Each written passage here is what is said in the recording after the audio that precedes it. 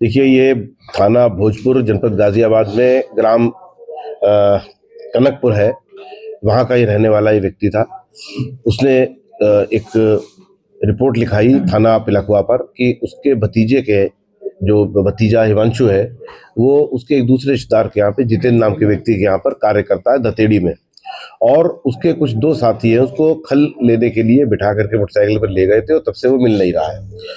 Police ने तुरंत ही इसकी गंभीरता को समझते हुए अभियोग पंजीकृत किया। कल रात में ही, आज रात में ही बल्कि जो भी बीती रात है, इसमें अभियोग पंजीकृत किया और तुरंत ही तलाश शुरू करी।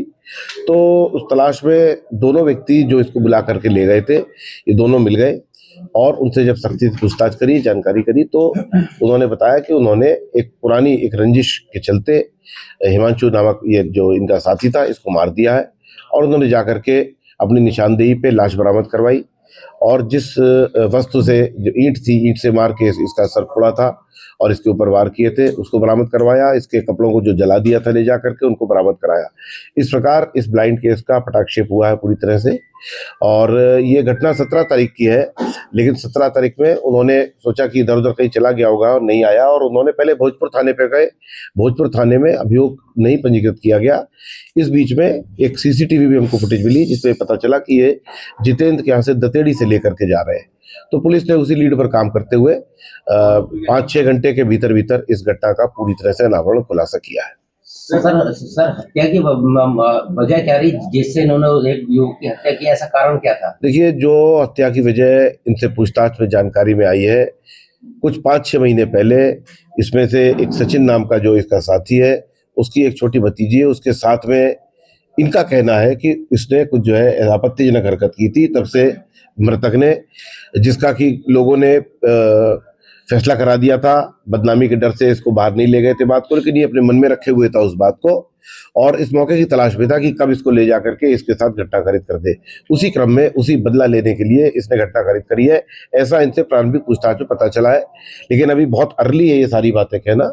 हम इसके अंदर और गहराई से भी तस्दीक करेंगे और इसके जो है खुलासा जो हो चुका है, इसमें यदि कोई और एंगल है तो उसका भी, उसमें भी प्रकाश डालेंगे। भोजपुर से लड़का जो रहने वाला भोजपुर का है, क्या जो इसके परिजन है, इन्होंने थाना भोजपुर पुलिस को सूचना करी थी, क्या कार्रवाई करी थी? नहीं, इन्होंने जो FIR लिखाई है हमारे यहाँ, उसमें तो उन्होंने लिखा कि ना इन्होंने 112 पर, क्योंकि ये 17 तारीख की बात है, बीच में 18 तारीख केवल दिन गया है।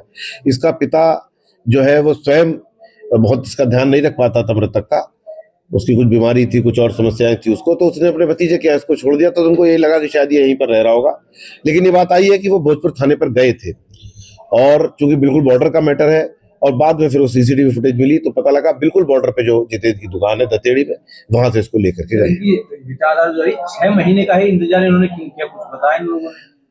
अब हो सकता है इन्होंने कुछ इसके पीछे कुछ शराब वगैरह पी हो, इनके मन में ये भावना आ गई। ये भावना तो शुरू से थी इसके मन में, जैसा कि इसने बताया है, लेकिन अवसर नहीं मिल पाया होगा। कोई बहुत ज्यादा पुरानी बात नहीं है, और इसके मन में इसका कहना है कि ये ग्रंथि इसने पाल रखी थी।